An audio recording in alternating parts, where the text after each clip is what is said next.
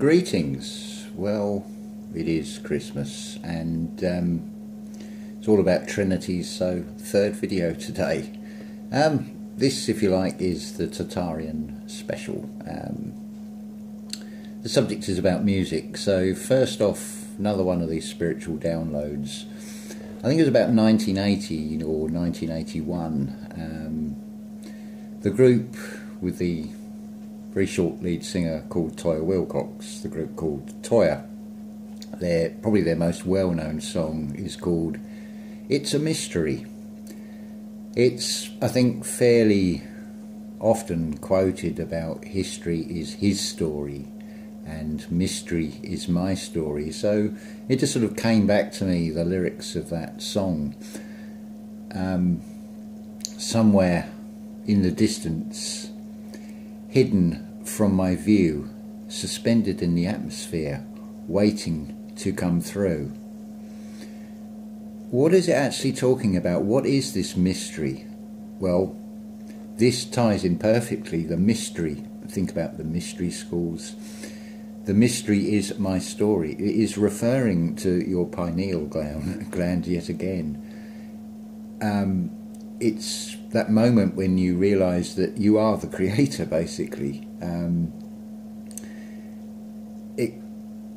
Where does the rest of the song go?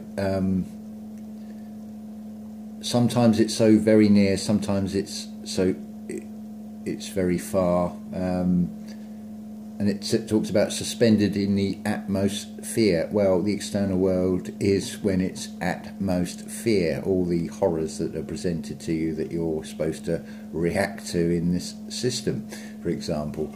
So that's sort of an off the top of my head breakdown, and you've got all the symbology of Toyah with the red hair, of course. Always a red hair reference with these things. So I actually want to talk about another thing.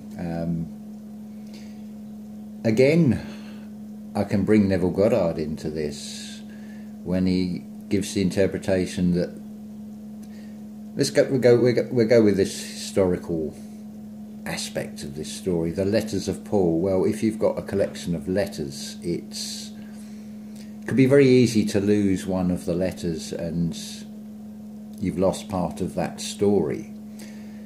So to preserve it, you encase it in a story, and hence you get Gospels that start with a birth instead of a resurrection. And I think it would be fair to say that if everything in this reality is a lie, and when we're talking about buildings, for example, and you look at the narrative that is given for buildings and their incredible dates, shall we say, that it's a fictitious backstory to try and explain something that doesn't actually hold up to scrutiny. Now, within the realms of classical music, just to bring something else while I think of this, the radio was on and I happened to hear a program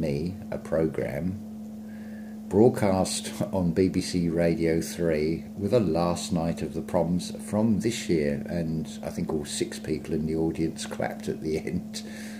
So playing that ludicrous thing with the wind instruments all wearing things and with a hole cut out so they can play the instrument. That alone shows the stupidity of it all. But I digress. So that night of the 23rd and last night I didn't listen to it, but the programmes that ended at 9 o'clock in the evening, because 9 is the symbol of completion, were on the first night Mozart's Jupiter Symphony, think of the constellations, followed the following night, also ending at 9, was Handel's Messiah. Jupiter, Messiah. See that it's showing the constellation thing. It's played out in what to most people would seem quite innocent and not connected. But that's the subtle level that all this works at. So, what about Tartarian music? What would have happened to that, for example?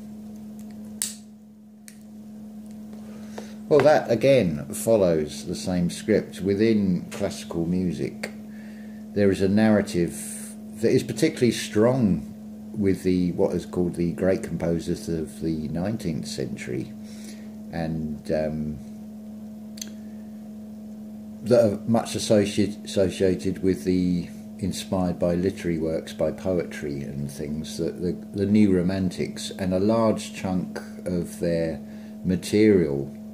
There's a consistent theme of sourcing and preserving gypsy songs, traditional songs, and I'm suggesting that it's actually the dances of Tartaria. Sorry, I just had the screen thing come up. So just play a little example here. This is the scherzo from Bruckner's Third Symphony, and you'll get this sort of dance motion.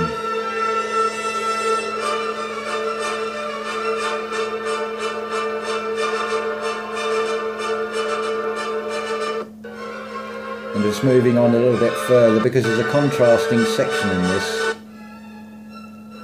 Yeah, now you have this more sort of waltz melody. And there's numerous composers. I think pretty much all of Liszt's Hungarian Rhapsodies. Now, Liszt, whoever he was, is probably one of their characters. Later in life he becomes a priest, and there's photos of him doing that, of course, which I think says it all. There's a cut-off point where it's probably in the same way that people are lured in. They're not all sort of part of that perceived control system. They are genuine people that are possibly talented and then taken into the system. And you can see, same with photography and everything else, everything is manipulated, everything is a lie. So it's also interesting when you compare the traditional Catalan dance, the Highland Fling, the traditional Celtic dances and the Latvian dance, how very similar they are and imply towards some sort of Tartarian culture and dance. So just a few sort of interesting things. It's this whole narrative with these composers going around collecting folk songs and gypsy songs and their melodies and setting them into their own music. To me, suggests it's yet another one of these backstories to try and explain something that is not the way we've been told. So what are we up to? 8 minutes here. So yeah, I think that's just a little taster.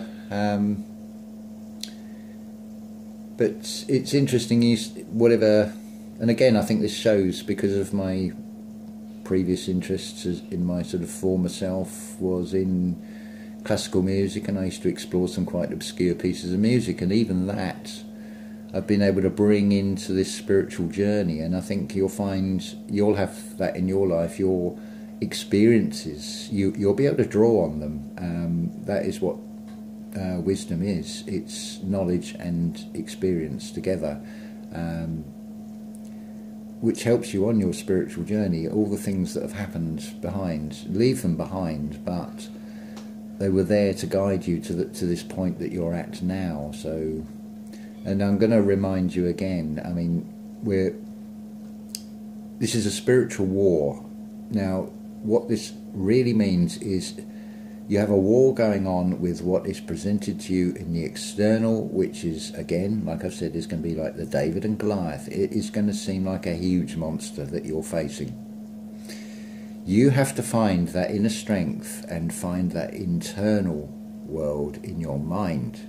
Deny that one. Give it no energy, give it no attention, because that is what it will do. It will cause a tension on your mind. It is all trying to guide you to look to the external, where the answers are really all internal. This is, again, I have to say, is why the meditation, the reinventing yourself, recreating the being you want to be is so important through all this, and what better time to do it? The system has given you that opportunity. I mean, look what happened with the last video I made, the AI interruptions, and it's like, this is going on regardless. I am greater than this. I am not going to be triggered by it. I'm not going to get angry and, oh, F it, I've got to start this video again. You can see I'm, you know, no, rise above that. And I thought it is a case of thank you AI for your impeccable timing on, I was able to capture that in a video, so I can use your own technology back on you. This is the thing, we have equal power. The trick is they have hidden that power, or our knowing of that power that is within us. So we've got this, we've already won this, because time, again, is not linear. Because when you remember the future, you bring the future to now. So you're moving time. You are beyond time. Because all this nonsense about Saturn and Kronos and things, it's again probably their flipped scripts again. I mean, they're playing out the Herod and killing all the newborns. As you can see what's going on out there. They're following that script, but look what else it's saying. It's saying that the end is coming. And it's a necessary process to go through, but this is where you've got to be stronger than ever to get through this, and you've got to find that self-belief. You've got to find it within here. Remember, it's all heart-based, heart, earth, centre. As above, so below, but be the balance in the middle, because take the middle path, the middle road. Otherwise you're caught between pillar and post in the crossfire. That's the last place you want to be. That is also being played out. Look what's happened in the USA. This year is unprecedented, and they're playing that out in the physical reality as well. Regardless of which one wins or doesn't win is irrelevant. It is all two sides of the same player. It's just like the Monopoly game. The one that has the monopoly is the banker, because it is only the banker that wins in that game, and this is just a game. So just riders on the storm, ride this one out. It's not that long to go now. 2024, April 2024, be very different from now, and far better than it is now. So don't give up, stay strong, because we've got this. Ta-ta for now.